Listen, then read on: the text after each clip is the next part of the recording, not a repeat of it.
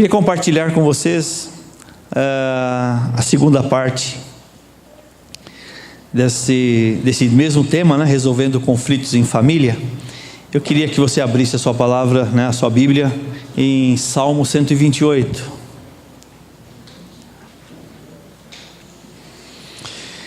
Diz assim: como é feliz quem teme ao Senhor, quem anda em seus caminhos. Você comerá do fruto do seu trabalho e será feliz e próspero. Sua mulher será como videira frutífera em sua casa. Seus filhos serão como brotos de oliveira ao redor da sua mesa. Assim será abençoado o homem que teme ao Senhor. Que o Senhor o abençoe desde Sião, para que você veja a prosperidade em Jerusalém todos os dias de sua vida, e veja os filhos dos seus filhos. Haja paz em Israel. Amém?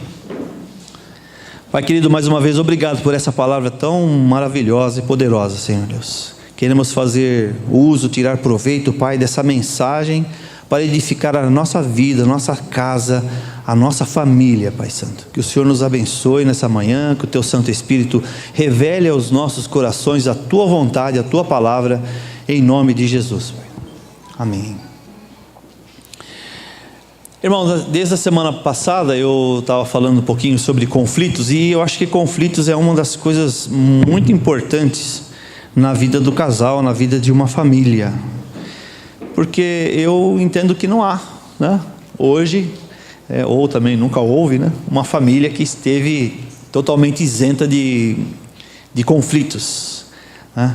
Queria dar uma pinceladinha, né? Porque na semana passada a gente acabou não tendo tempo suficiente para falar. Eu achei que tinha muita coisa importante que a gente não conseguiu falar. Eu queria hoje finalizar esse assunto, porque eu acho ele de extrema importância para nós. Conflito é algo que você vai ter sempre na sua vida, no seu casamento, na sua casa, e o que cabe a nós é buscar ao Senhor para minimizar os conflitos. Muitos deles podem ser extintos, eles podem ser eliminados do nosso convívio, simplesmente pelo conhecimento da palavra, pelo fato de buscarmos ao Senhor, estar na sua orientação, né, da gente respeitar aquela pessoa que está ao nosso lado, os filhos respeitarem os pais. Quer dizer, tem todo um conjunto de coisas que colaboram para que os conflitos existentes num lar, eles possam se diminuir, né, se minimizar, e a gente viver de forma mais excelente, ter uma família com um dia a dia, né, ter a nossa família com um relacionamento muito mais excelente do que muitas vezes a gente possa ter, né? Se a gente quiser conduzir a nossa casa da nossa maneira, né, segundo o nosso coração, vou dizer para você que nós vamos quebrar a cara. E vamos mesmo, porque a própria palavra de Deus, não é eu que estou inventando, não sou eu que estou dizendo com base no meu conhecimento. A palavra de Deus diz que o coração do homem, ele é extremamente enganoso, né? Extremamente enganoso. E os nossos caminhos, os caminhos que eu vou propor para a minha vida, eles são caminhos de morte, são caminhos que não levam ao Senhor. Se eu ouvir aquilo que o meu coração quer, né, eu vou levar minha família para um lugar ruim. Então eu tenho que buscar ao Senhor, estar na sua direção e pedir para o Senhor: olha, não faça, Senhor, a minha vontade, né? Não faça a minha vontade, faça a sua, porque o Senhor sabe o que é melhor para mim, para minha família, para os meus filhos. Isso sim, Eros, eu acho que é o mais interessante, buscar a vontade do Senhor e não a nossa. Amém? Vamos definir de novo rapidamente aqui o que é conflitos, né? Eu disse na semana passada que conflitos são situações de oposições, de discórdia, de disputas, de confrontos, ou seja, problemas. São realmente problemas, né, que nos ocorrem geralmente entre duas ou mais pessoas, né, da mesma família, né, os filhos estão envolvidos aí juntos, né, onde a divergência, os interesses de valores, os pensamentos, os pontos de vista absolutamente diferentes e opostos são os que compõem esse quadro de conflitos Ou seja, problemas que acontecem dentro do nosso lar e que muitas vezes acabam até separando o casal, acabando com o relacionamento da família, né? Gênesis 2,18 diz que o Senhor viu o homem e diz assim: não é bom que ele seja só, darei a ele, né? Farei a ele uma ajudadora que seja idônea, né? Ou na minha versão aqui, que seja versão mais nova, que diz assim, que ela lhe auxilie e lhe corresponda. Deus viu o homem, falou assim: esse cara não vai dar certo sozinho, vou dar a ele uma mulher que ajude a ele, né?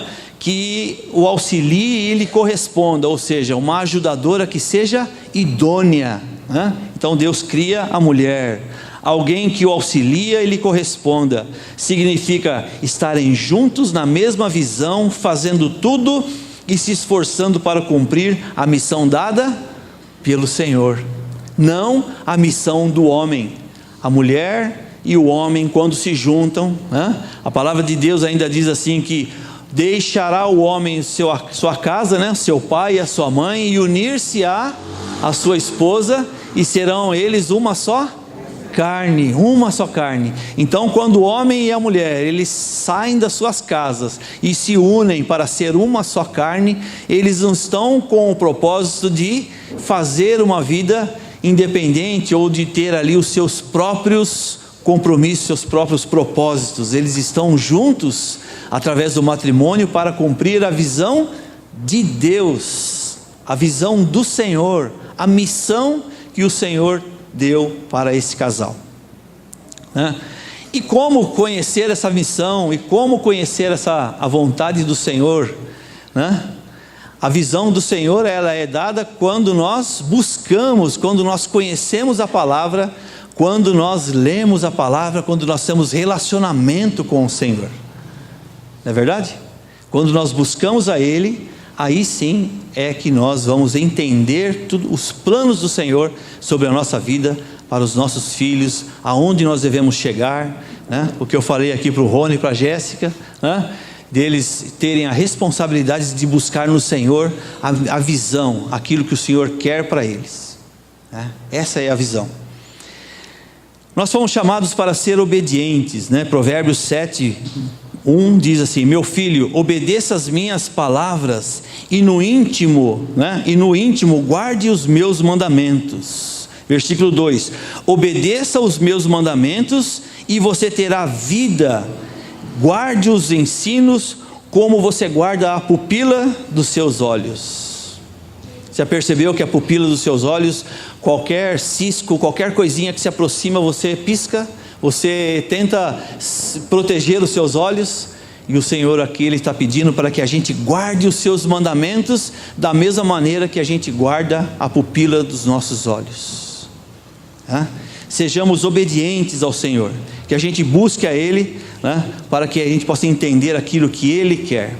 Eu coloquei aqui alguns pontos importantes, né, pontos importantes que aumentam, na verdade, né, ou que mantêm os conflitos, né, em alta. Não sei qual é o nível, né, de 0 a 100%, eu não sei qual é o nível, né, em percentual de cada um de vocês. O meu, eu conheço alguns, né? A gente sabe dos nossos conflitos, a gente tenta minimizar, né? E é bom a gente entender isso.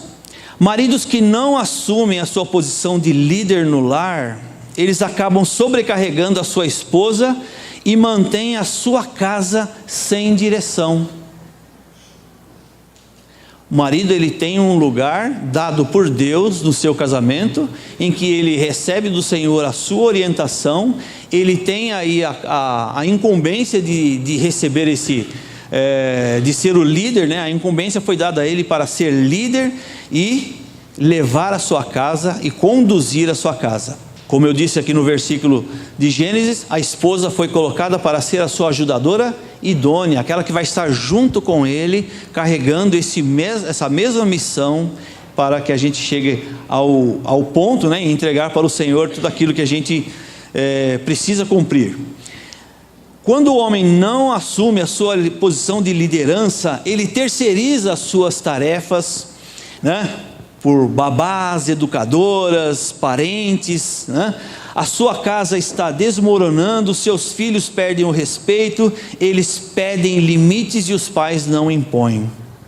Quando nós, homens, omitimos a posição de líder e não assumimos essa liderança que o Senhor quer, a nossa casa fica à deriva. Muitas vezes a esposa vai ter que fazer esse papel de líder com todas as outras atribuições que ela já tem. Nós vamos apenas sobrecarregá-las e deixar com um peso muito grande sobre elas, e nós vamos estar ali mais tranquilos, né? Talvez aí por conveniência ou por eu não quero mesmo compromisso, quero continuar vivendo a minha vida, né? Batendo meu futebolzinho junto com os meus amigos, né? São coisas que acontecem aí no dia a dia. Mulheres que não atendem o seu chamado e não se submetem à visão dada por Deus, elas querem viver como solteiras, continuar com as mesmas amizades e os mesmos costumes, que é o que não convém, né? Porque elas precisam ensinar os filhos a terem rotina, né?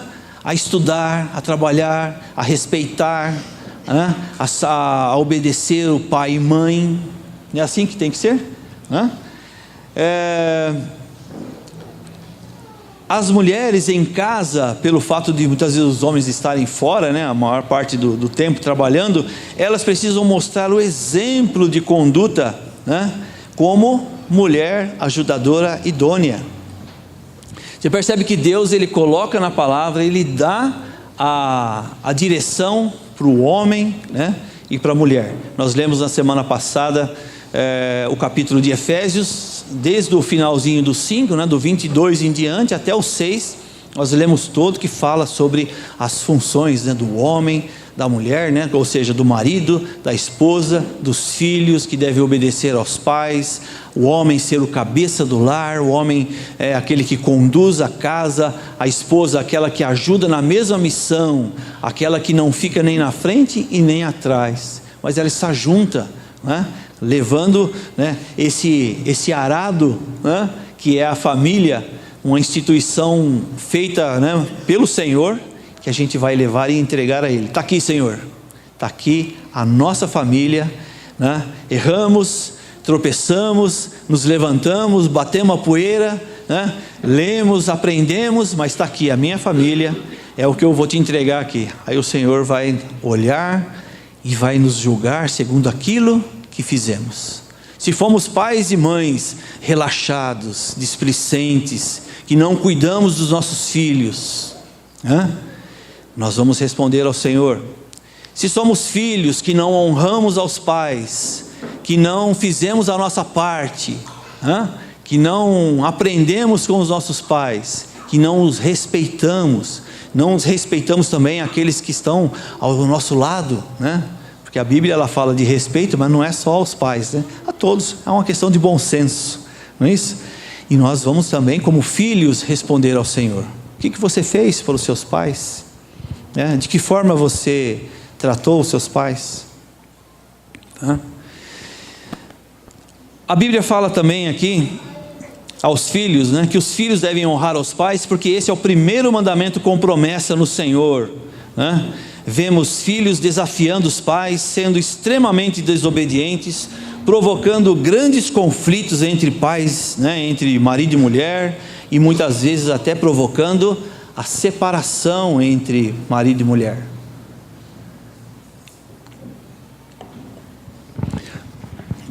Eu e a Kátia, a gente, desde há muito tempo, a gente teve participação com estudo de casais, trabalhamos juntos, aprendemos bastante coisa. E nesse tempo a gente viu até mesmo filhos que entram no meio da relação dos pais e acabam separando os pais, fazendo com que os pais fiquem numa situação complicada. Filhos, quando querem alguma coisa, vai no pai. Se o pai dá, tudo bem. Mas aí se a mãe não dá, né, ele fica com o pai. Mas se a mãe não der aquilo que o pai disse não, ele corre para o lado da mãe. E aí ele causa um transtorno nesse meio, ele causa um problema sério nesse meio, que aí começa um conflito se agravando cada vez mais. Obrigado, Marcos. E acaba chegando até mesmo a separação. As coisas vão vindo, né?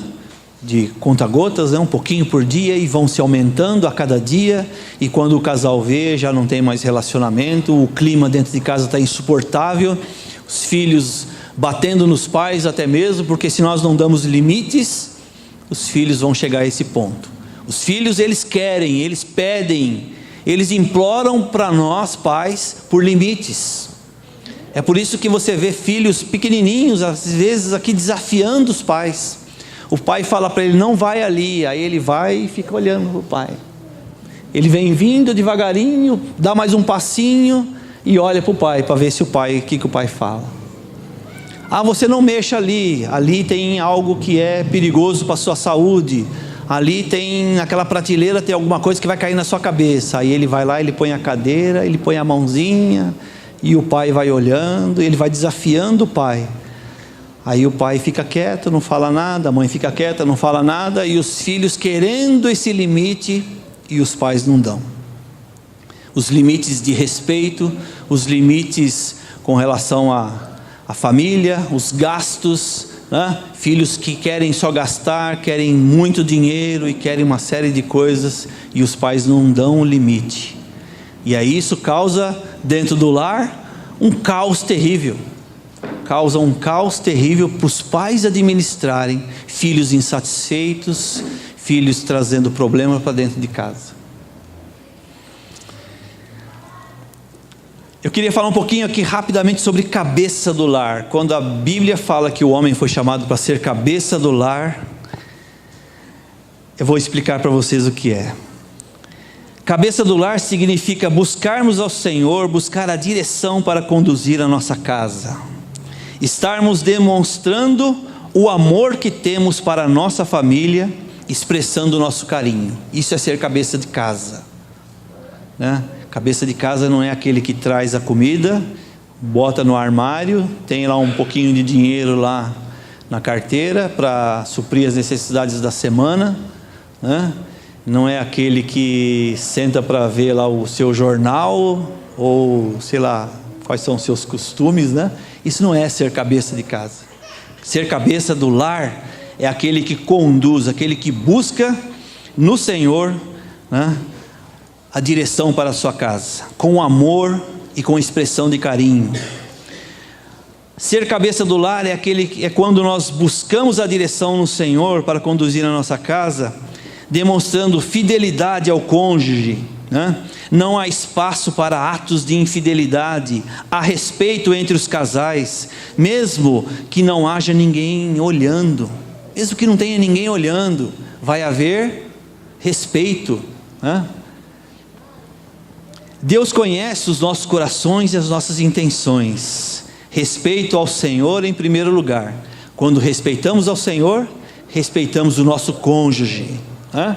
Vamos fazer qualquer coisa fora de casa ou dentro de casa a respeito, né? A respeito, mesmo que a pessoa não esteja em casa, né? Não há atos de infidelidade, porque em primeiro lugar nós amamos ao Senhor e Ele está vendo todas as coisas, né? Quando buscamos a direção do Senhor para conduzir a nossa casa, nós ensinamos os nossos filhos e cônjuges a ter disciplinas, a ser corretos, a devolver até mesmo o troco do pão na padaria, né?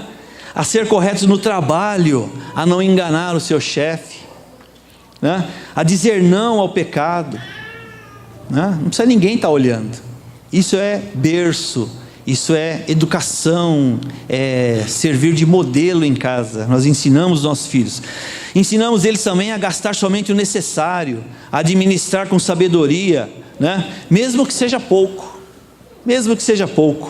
dizer não, né, aos gastos excessivos, aprender a ser fiel no pouco, porque se o Senhor te colocar no muito, você vai ser fiel também da mesma forma, amém? Quando aprendemos a ser no pouco, o Senhor dele nos dá o muito, e aí nós precisamos ser fiéis no muito. Ensinamos prioridades no lar, ensinamos a comprar somente aquilo que precisamos. Aquilo que não precisa comprar. Ah, mas um dia eu vou precisar. Não, quando precisar, vai e compra. Não há necessidade, né? É a ter prioridade. Qual é a prioridade do dia, né? A prioridade do dia hoje é isso? Vamos fazer hoje. O Senhor nos ensina que para cada dia basta o seu mal. Basta o seu mal. Não devemos nos preocupar com o dia de amanhã. Amanhã o Senhor nos dá a direção. Não é verdade? Amanhã Ele nos dá a direção. Foram destacados aqui, irmãos, nesses trechinhos aqui que eu li, princípios importantíssimos para ajudar a reduzir conflitos no nosso lar. Eu falei de amor, de compromisso, fidelidade, prioridades, papéis, respeito, administração do lar e disciplina. Olha só quantos conceitos importantes que eu falei aqui agora, que o Senhor nos ensina para a gente aplicar no nosso lar, né? O amor, compromisso, fidelidade, prioridades, papéis, respeito, administração no lar e a disciplina. Veja quanta coisa importante nós precisamos colocar em prática no nosso lar. Não basta simplesmente a gente ler e saber que ele existe, precisa colocar em prática, porque quando nós colocamos em prática, nós fazemos padrões e nós ensinamos os nossos filhos a seguir padrões. Nós nos acostumamos a seguir padrões, nós ensinamos o nosso cônjuge a seguir padrões. E aí quando um fizer errado, um cobra do outro. Você já viu quando o seu filho fala para você, te cobra alguma coisa que você fez errado? Pai, mas não foi assim que você me ensinou, isso aqui não é assim. Aí você fica até meio envergonhado, né? Isso são padrões. São padrões que nós criamos, que nós ensinamos, e nós temos que nos policiar para a gente não errar, para a gente não fazer errado, né, esses padrões de conduta dentro do lar. E nós temos também, irmãos, conflitos espirituais no nosso lar. A palavra de Deus lá em João 10:10 diz que o diabo veio senão para matar, roubar e destruir, mas Cristo veio para nos dar vida e vida abundante. Matar, roubar e destruir, e Cristo veio para nos dar vida abundante. Não se iluda, né? Não se iluda, não ache, né? Não pense você que está tudo bem, que está tudo calmo, que está tudo tranquilo, né? Que o diabo ele está arquitetando contra você, contra seus filhos. Ele está arquitetando em acabar com a sua família, com o seu casamento. Ele está sempre buscando brechas, buscando oportunidades, né, para fazer isso. Eu falei aqui, agora há pouco, né, no início, né, que a nossa luta não é contra a carne, nem contra o sangue. Ou seja, ela não é contra os seus filhos e ela não é contra o seu cônjuge. A nossa luta é contra os principados e potestades que estão nas regiões celestiais, que nós não vemos, que os nossos olhos não enxergam. Esses sim são os nossos inimigos. Os nossos filhos, o nosso cônjuge, ou seja, a esposa ou o marido, eles são os nossos parceiros nessa missão que o Senhor colocou para nós, né? São nossos parceiros, e a gente tem que ter amor, tem que ter aí cumplicidade entre nós, temos que estar aliançados, né? Ter aqui a aliança do Senhor entre nós, para que a gente possa vencer essas batalhas espirituais que muitas vezes surgem na nossa vida. Efésios 6:12, né, fala sobre isso, né? Esse é o endereço desse versículo que eu li, né? Sobretudo nós somos afetados espiritualmente pelas ciladas do diabo e pelo fato de nós não podermos ver, né, esses ataques espirituais. Muitas vezes nós descontamos naqueles que estão mais próximos de nós, né? A opressão ela vem sobre nós, vem sobre o filho, vem sobre a esposa, vem sobre o marido, e aí eles descontam naquele que está ao lado. É aquela história que eu já contei aqui uma outra vez, que é a mesma coisa de você pegar o seu, ou melhor, o Altair falou lá da cidade da Espanha, lá, e eu lembrei do touro, né? Lá é muito comum ter lá as touradas lá, né? Então você já viu que o toureiro, quando ele pega aquele pano vermelho, e ele incita o touro, né, com aquele pano, para que venha sobre ele. E aí ele vai se desviando, né? E o toureiro brincando com o touro ali até acabar com a vida dele. E essas brincadeiras, essas opressões são muito parecidas com essa brincadeira que eles fazem com o touro lá. Porque o diabo ele vem, né? As opressões elas vêm, elas afetam a nossa mente, o nosso coração, nos deixa irritado, nos deixa aí magoado com uma série de coisas que ela produz na nossa mente e no nosso coração. E é a mesma coisa do paninho. Você pega a tua esposa, né? E ele pega a tua esposa e você vem que nem um touro bravo em cima dela. Às vezes ela pega você, marido, ou pega os filhos, e é um contra o outro. É um contra o outro, quando não deveria ser assim. Nós deveríamos estar unidos, entendendo essa guerra espiritual, estarmos de um lado unidos contra essa opressão que a gente vive, né? E não entrar nesse jogo de um contra o outro, que é a causa de aumentar os conflitos e muitas vezes até acabar com os relacionamentos do casal e da família.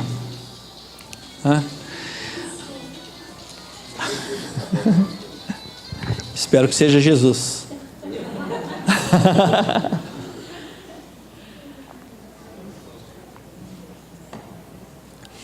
Eu coloquei aqui, irmãos, então, pelo menos 16 pontos importantes, né? Pensando até mesmo em Atos capítulo 2, da maneira que eles viviam, da proposta, né?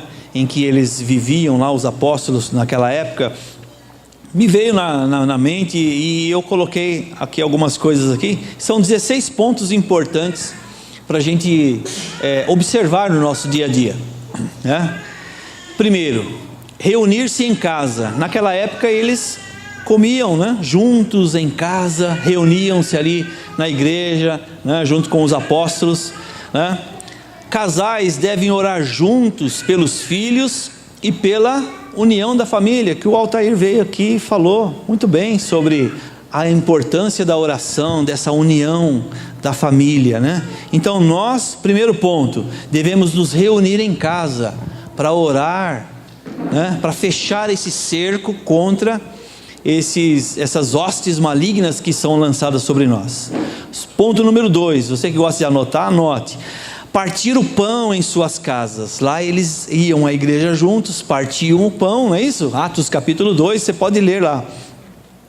Sempre que possível, fazer as suas refeições juntos, estar à mesa junto com os filhos. O Altair falou de você ter o caderno ali de orações realizadas, atendidas pelo Senhor.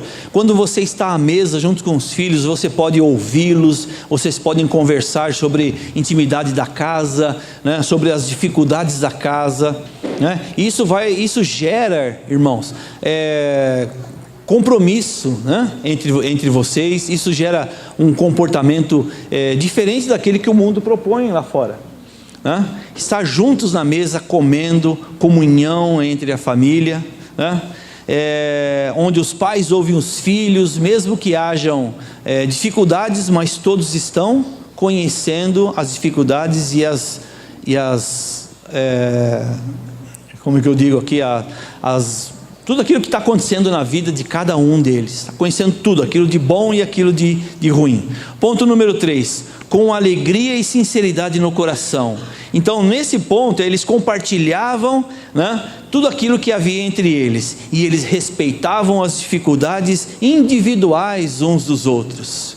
Então, como o Altair diz aqui, a oração ela não tem regras, né? Essa oração você tem que deixar a pessoa falar, né? E aqui é a mesma coisa.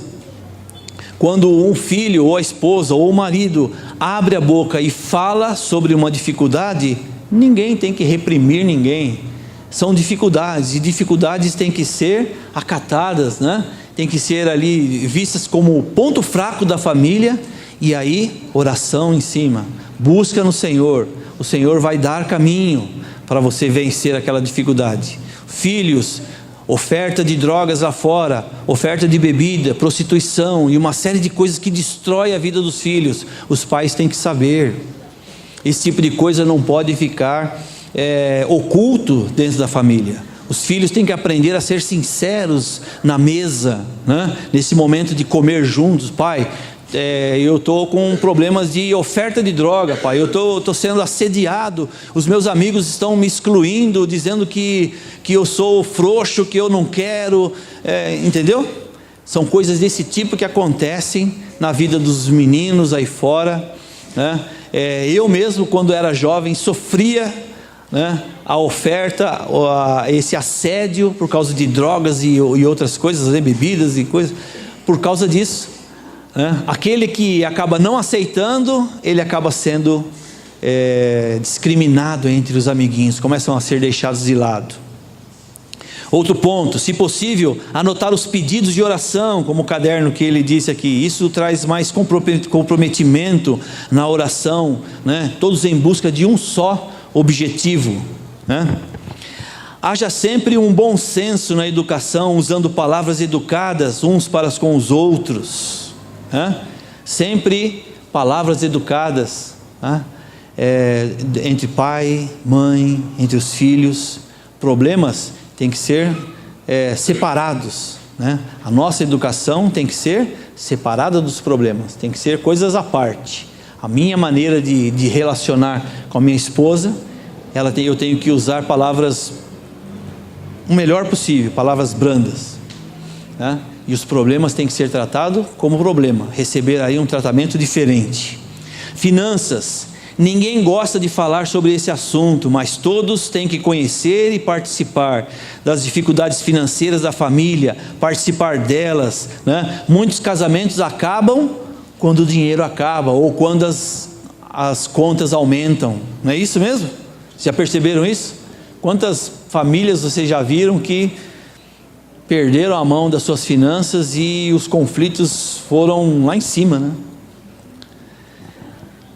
Orar sempre junto, não somente quando as coisas vão bem, né? Estou chovendo no molhado aqui, viu, Altair? Estou chovendo no molhado aqui, esse que você já falou, né?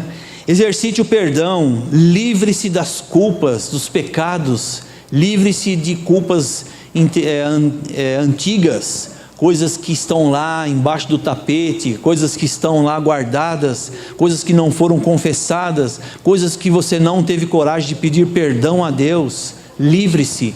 Isso é como se você estivesse dando aí uma autorização de ameaça ou de cobrança na mão de Satanás. Mas quando nós confessamos ao Senhor, pedimos perdão, acaba toda acusação sobre nós. Você passa a estar com o seu coração livre, com a sua mente em paz, para viver para a sua família. Você não deve mais nada para Satanás. Não jogue as coisas um na cara do outro. Se já perdoou, esqueça, porque o Senhor joga os nossos pecados perdoados no mar de esquecimento. As coisas não devem voltar. A gente vê assim que volta e meia as pessoas lembram de coisas passadas, e não é assim. Uma vez que foi perdoado, uma vez que o Senhor já perdoou, mar de esquecimento. O Senhor não se lembra mais desses fatos. Reconheça sempre que estiver errado, humilhe-se, peça perdão, porque os humilhados serão exaltados. Não é desonra nenhuma, irmãos, a gente reconhecer quando erramos, quando fizemos alguma coisa de errado. Pedir perdão não há problema nenhum, né? Defina claramente qual é o problema, defina a causa e qual é o objetivo a ser atingido pela família, né? Não tome decisões de cabeça quente, aguarde o momento certo de tratar o assunto, o momento certo de falar sobre esse assunto, né?